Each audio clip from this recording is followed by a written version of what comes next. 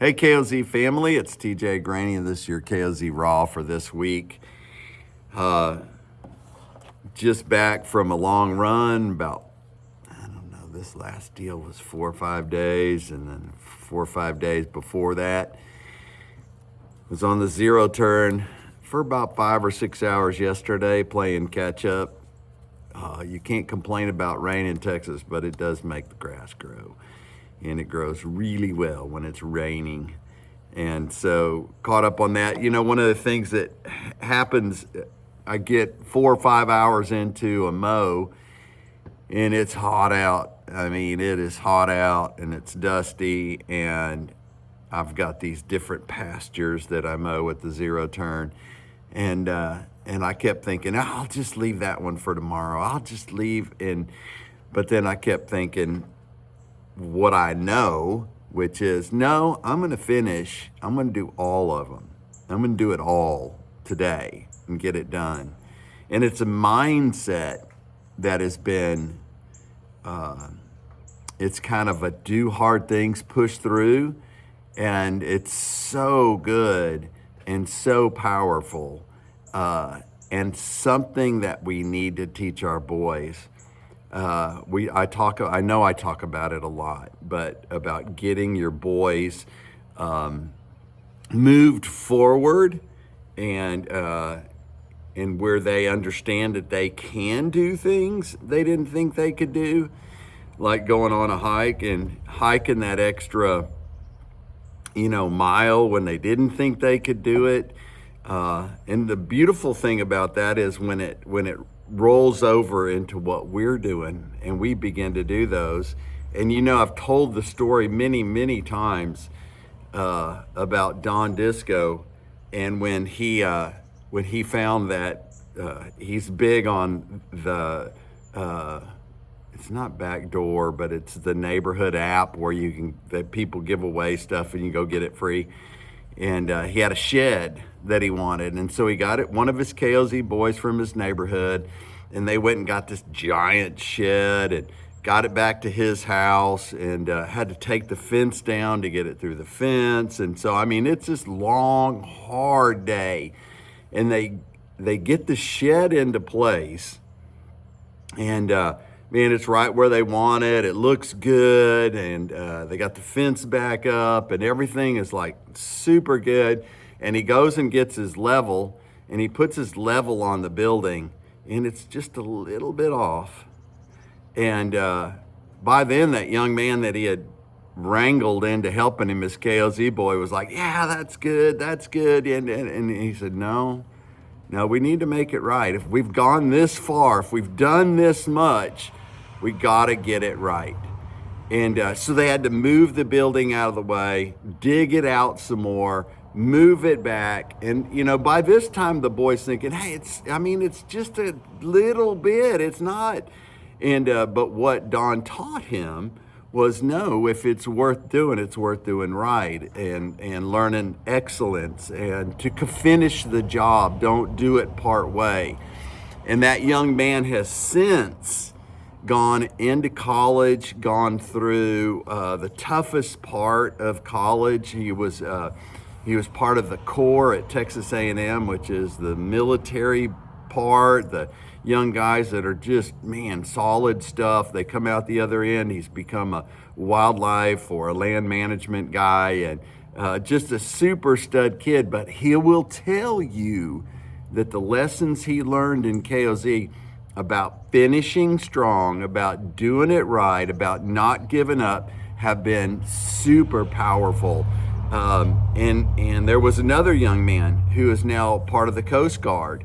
And when I see him on his breaks, when he's back in town and I get a chance to see him, he will tell stories of how he learned to do hard things, and how doing it all the way with excellence and finishing it was a great tool for him that he used to get into the military, to make it through the military. As a matter of fact, he even said, I didn't think the boot camp was all that hard because of some of the stuff I'd done at KOZ. So I'm not saying train up your boys using boot camp theories. And I know that we have got some ex-Navy SEALs and some current Navy SEALs actually doing KOZ. They're KOZ leaders in California.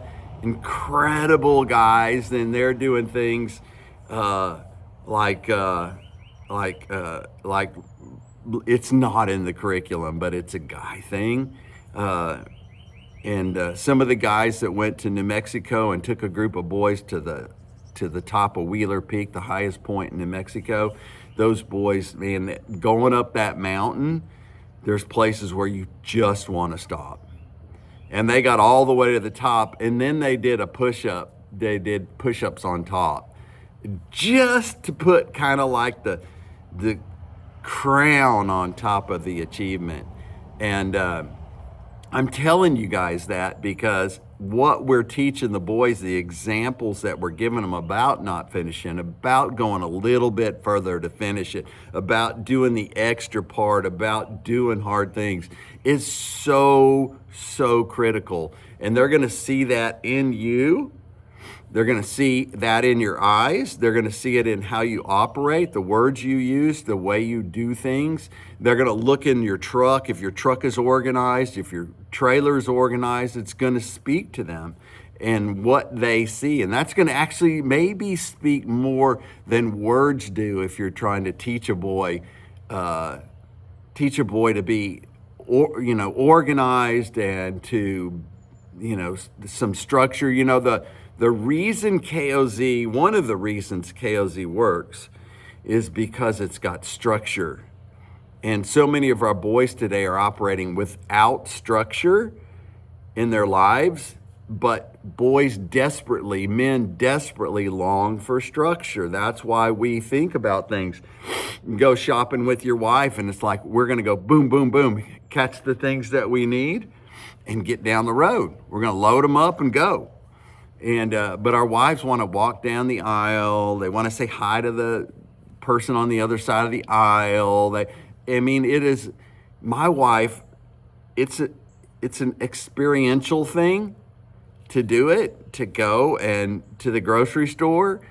And when she's with me, she's hyper irritated because I'm like, hey, come on, let's go. And I got to be careful because I have to understand who she is and what she's doing and how I've been designed. And our boys are designed for structure. They thrive on structure. They thrive on knowing their structure.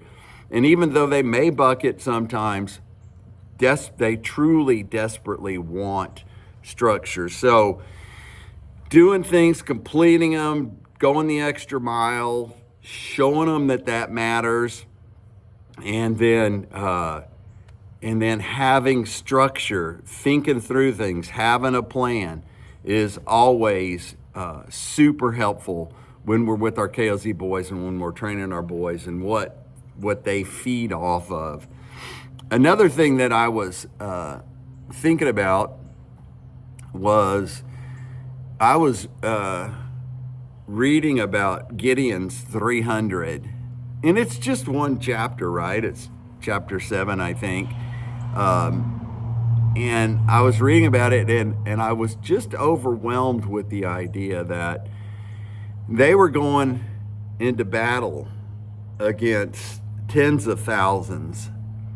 Maybe it was hundreds of thousands. I don't remember the details because I got distracted by the thought process about KOZ, in that there are thousands of men in our churches, thousands of men in the church. There's many men in your church that are not going to be chosen or called into the fight for the orphans and the widows.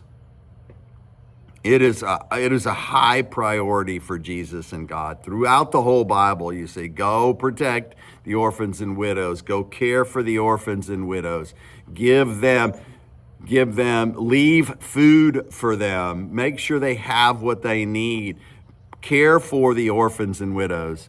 And, but there was this, he had this huge group, like maybe your church, there's a bunch of men at your church. but they're all not designed or committed to do, they're not called to do what you're doing in KOZ. God boiled it down to a very small handful of men, the 300. And that's who went to battle. And that's who Gideon used to conquer that giant army. And that's who you guys are. That's who the KOZ men are. And the KOZ wives, one of the things that we maybe don't push into, and we've seen that some of the guys, some of y'all that are training new leaders, you're not doing an emphasis, or there wasn't an emphasis on the wives part of it on Friday night. And I would encourage you, do that. Make that so special for the wives that they love it and they talk about it. It's not a job for these new wives coming in being exposed to KOZ and their husbands are going to be your new HTLs. You make that dinner so special that they don't forget it. Because a guy whose wife doesn't understand the commitment and the level of commitment and why and what he's doing with those boys will impede, and we've seen that guys are not successful. A lot of times you won't have success. Your guys won't stay with you if their wives don't understand the level of commitment, the level of responsibility that comes with saying, yes, I'm an HTL, and yes, I'll be there on Saturday to rescue the boys. When the wives participate and know about it, the guys hit it out of the park. It is so critically important. But you guys are the 300 that are going to go in and fight the fight on the front lines, take these boys and speak over them who they are, who they truly are, and who they can be in Jesus and in their lives as young men. So that was a lot of information for you. Want to encourage you, we had an HTL call this week. If you're an HTL, please catch those monthly calls. Man, we did a Q&A. We talked about all kinds of stuff, tips, tricks. Had the outfitters are on those calls talking about, and they're sharing their wisdom, strength, and encouragement. So if you're an HTL, don't miss those calls. If you need something, please holler at us. Don't forget to go to the store. Don't forget to like and subscribe on this video. And hey, we have the roundups coming up this fall.